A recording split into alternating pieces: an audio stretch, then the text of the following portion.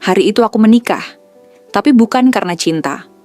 Namaku Alia, 24 tahun, asal Cirebon. Sudah 2 tahun aku menjadi pekerja rumah tangga di Riyadh, Arab Saudi. Majikanku, seorang janda tua, memperlakukanku dengan baik. Namun semuanya berubah sejak putranya pulang dari London. Yazid, pria berkursi roda yang dingin dan sulit ditebak. Dia hanya menatapku setiap kali kami bertemu. Tak banyak bicara, tapi sorot matanya seolah menyimpan sesuatu yang tak bisa kujelaskan. Suatu sore, majikanku memanggilku ke ruang tamu. Ada Yazid di sana, duduk diam sambil menatapku tajam. "Alia," ucap nyonyaku, "kau akan dinikahkan dengan Yazid minggu depan." Dunia seakan berhenti. Aku tertawa kecil, mengira ini hanya lelucon. "Tidak mungkin, Bu," kataku ragu. "Tidak ada pilihan," lanjutnya tegas. "Dia memilihmu, dan aku sudah mengurus semua dokumen." Tubuhku bergetar. Kenapa aku? Aku cuma pembantu. Bahkan kami nyaris tak pernah bicara. Aku mencoba menolak. Tapi keesokan harinya, pasporku hilang. HP-ku disita. Aku benar-benar tak bisa kemana-mana. Aku terjebak dalam rumah megah yang kini lebih mirip penjara. Hari pernikahan datang seperti mimpi buruk yang nyata. Aku berdandan dengan gaun putih yang bahkan tak kupilih sendiri. Tak ada musik, tak ada senyum. Hanya tamu keluarga dekat dan Yazid duduk kaku di kursi rodanya, mengenakan jubah putih bersih. Pernikahan berlangsung singkat. Setelah ijab kabul selesai, semua orang bertepuk tangan. Tapi aku hanya ingin lari. Malamnya aku dibawa ke kamar yang sebelumnya tak pernah kugunakan. Kamar pengantin. Ada kasur besar, lampu gantung, dan aroma mawar menyengat. Yazid masuk terakhir. Ia memutar kunci pintu dari dalam. Bunyi kliknya membuat jantungku berdebar tak karuan. "Kita harus bicara," katanya pelan. Tapi aku hanya bisa berdiri kaku, menatap pintu yang terkunci. Dan dia hanya menatapku lama. Lalu perlahan mulai melepas sorban dari kepalanya. Aku mundur selangkah. Yazid melepas sorban dari kepalanya dengan gerakan pelan dan tenang. Sorban itu ia letakkan rapi di atas meja kecil dekat ranjang. Tangannya lalu bergerak ke kerah jubah putihnya. Degup jantungku makin kencang. "Kenapa aku?" tanyaku akhirnya, suaraku gemetar. "Kenapa harus aku?" Dia tidak langsung menjawab. Ia hanya menatapku dengan mata coklat gelapnya yang dalam, nyaris tanpa ekspresi. Tangannya berhenti, masih memegang kancing pertama di lehernya. "Karena kau melihatku," katanya pelan. Aku mengerutkan kening. "Apa maksudmu?" "Setiap orang di rumah ini selalu memperlakukanku seperti aku tak ada. Seperti kursi roda ini membuatku tak lagi menjadi manusia. Tapi kau, sejak hari pertama kau menatapku. Bukan dengan kasihan, tapi dengan takut.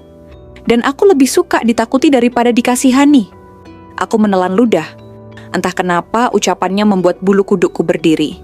Ia kembali membuka kancing jubahnya satu persatu. Aku segera menunduk.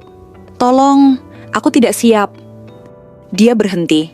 Suasana kamar hening, hanya terdengar detak jam dinding dan hembusan AC. Lalu aku mendengar suara lembutnya lagi. "Alia, aku tahu ini salah. Aku tahu kau tidak mencintaiku. Tapi aku hanya ingin satu malam. Satu malam di mana aku bisa merasa seperti suami yang normal. Tak lebih." Aku mengangkat kepala perlahan. Jubahnya telah tergantung di belakang pintu. Di baliknya, ia memakai kaos putih dan celana longgar. Tak ada hal menyeramkan. Hanya tubuh seorang pria yang rapuh, yang lebih banyak duduk daripada berdiri. "Kau pikir aku ingin semua ini?" lanjutnya. "Aku dipaksa kembali dari London karena kecelakaan.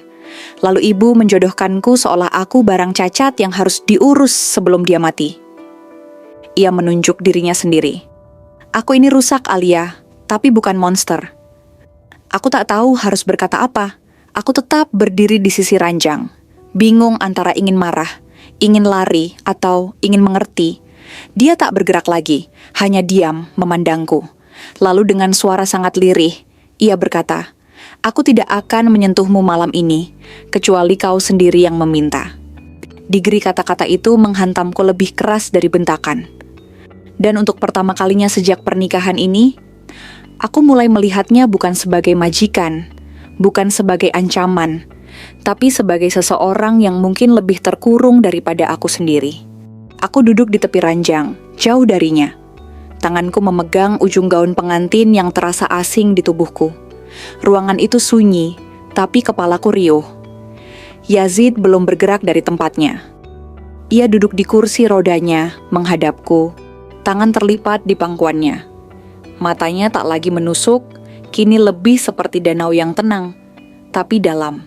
"Apa yang kau harapkan dariku sebenarnya?" tanyaku akhirnya. "Istri yang patuh, yang tidur di ranjang ini bersamamu, yang melayanimu tanpa cinta." Dia menatapku lama, lalu menjawab dengan suara nyaris tak terdengar. "Aku tidak butuh tubuhmu, Alia. Aku butuh keberadaanmu. Di rumah ini, semua orang memperlakukan aku seperti hantu. Bahkan ibuku sendiri." Aku mencoba mengatur napas. Kepalaku masih sulit menerima semua yang terjadi hari ini. Dinikahkan tanpa cinta, dimasukkan ke kamar ini, dikunci. Dan sekarang, ditawari semacam kesepakatan aneh. "Apa maksudmu dengan butuh keberadaanku?" tanyaku hati-hati. "Aku ingin seseorang yang tinggal bersamaku tapi bukan pelayan," katanya. "Seseorang yang bisa mendengar ketika aku bicara.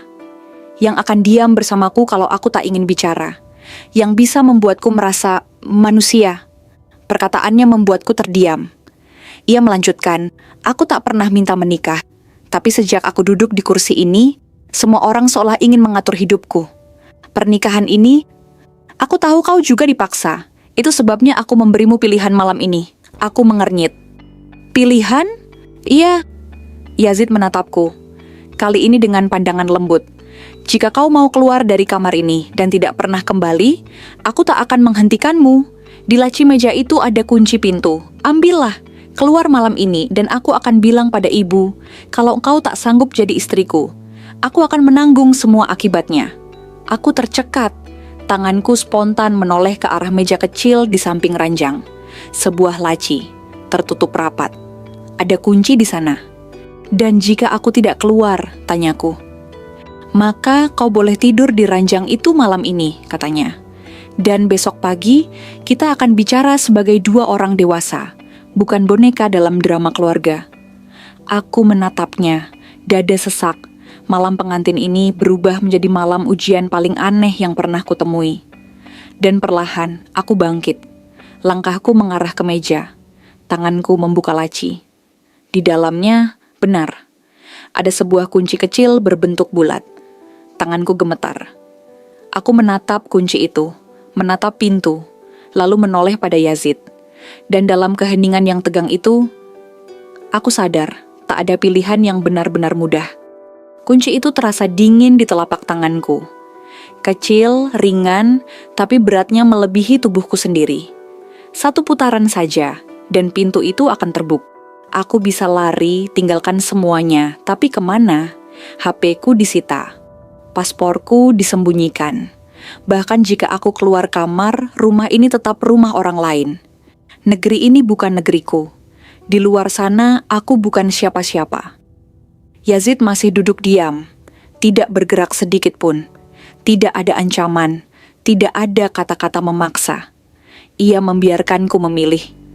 Aku menatapnya lama. "Kalau aku pergi, kau akan bagaimana?" Ia mengangkat bahu pelan. "Aku akan tetap di sini, sendiri, seperti biasa," hening lagi. Kakiku melangkah pelan ke arah pintu. Kunci itu kini berada di lubang pintu. Tanganku bergetar, tapi aku bisa mendengar napasku sendiri lebih keras dari detik jam dinding. Aku menutup mata, mencoba membayangkan angin malam riat di luar jendela, jalan kosong, suara mobil, aroma aspal panas, dan diriku sendirian, tanpa arah. Kuputar kunci setengah. Tapi kemudian suara lirih Yazid memecah kebisuan itu. "Jika kau tetap, aku tak akan pernah menyentuhmu, Alia. Bahkan jika aku ingin, aku janji." Aku menoleh. Untuk pertama kalinya, aku melihat sesuatu dalam dirinya yang benar-benar jujur. Luka. Kesepian yang nyata. Bukan hanya fisik yang lumpuh, tapi hidup yang tertinggal di belakang. Dan mungkin, seperti aku, Dia juga merasa dikurung dalam sesuatu yang tak dia pilih. Tanganku terlepas dari gagang pintu. Kunci itu jatuh ke lantai dengan bunyi logam kecil. Aku berdiri, diam beberapa saat sebelum berjalan kembali. Aku duduk di sisi ranjang, memunggunginya. "Jadi, aku tinggal," kataku tanpa menoleh. Tak ada sorak bahagia, tak ada senyum, hanya suara napas panjang dari Yazid. "Terima kasih." Aku menarik selimut, menutup tubuhku dengan gaun pengantin yang kini terasa berat. Lampu kamar masih menyala. Yazid tidak bergerak dari kursinya. "Malam ini, bolehkah aku tidur di sini saja di kursi?" tanyanya, hampir seperti permohonan. Aku menoleh sekilas. "Terserah kau." Ia memiringkan kursinya sedikit, menjauhi arahku dan menundukkan kepala. Lama kami terdiam. Dalam hening itu, aku mendengar sesuatu yang tak kuduga. Suara tangis pelan, terpendam dari Yazid. Dan malam pertama kami berakhir bukan dengan gairah atau paksaan, tapi dengan dua orang asing duduk berjauhan menangis dalam diam yang sama. Pagi datang perlahan.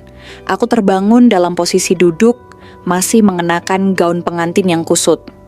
Udara kamar terasa lebih dingin dari semalam, dan sinar matahari menembus tirai tipis jendela, menyorot lantai marmer yang mengilap.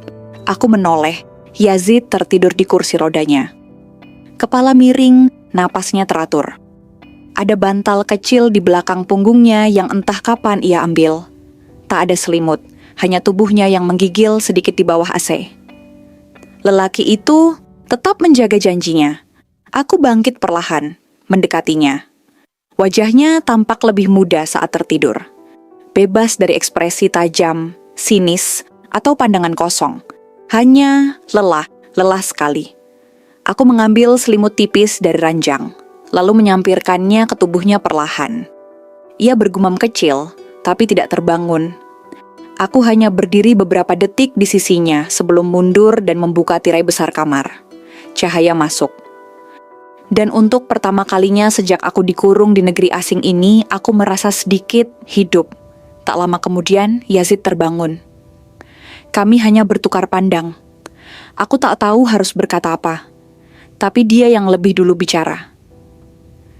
"Aku akan bicara dengan ibu. Aku tak ingin kau terikat dengan pernikahan ini kalau kau sendiri tak ingin melanjutkannya."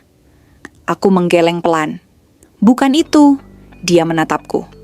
"Aku tidak tahu apa yang aku inginkan sekarang," kataku jujur. "Tapi semalam, kau menghormati aku, padahal kau bisa saja tidak."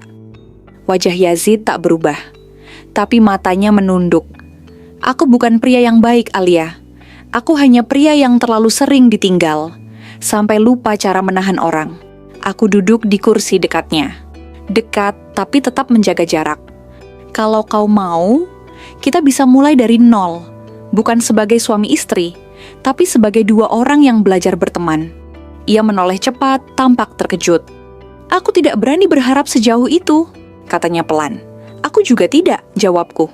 "Tapi setidaknya, hari ini aku tak merasa seperti tawanan." Kami duduk dalam diam, tapi kali ini bukan diam yang dingin, diam yang nyaman. Seperti dua orang asing yang akhirnya menemukan satu ruang kecil di dunia ini. Tempat mereka bisa bernapas tanpa takut. Di luar, burung-burung mulai berkicau. Matahari naik, dan pagi menggantikan malam penuh ketegangan itu. Kamar pengantin itu tak lagi seperti sel, tapi seperti titik awal dari sesuatu yang tak pernah kami duga. Kebebasan dalam keterikatan. Dan mungkin itulah malam pengantin sejati. Bukan soal tubuh, tapi soal keberanian saling melihat apa adanya.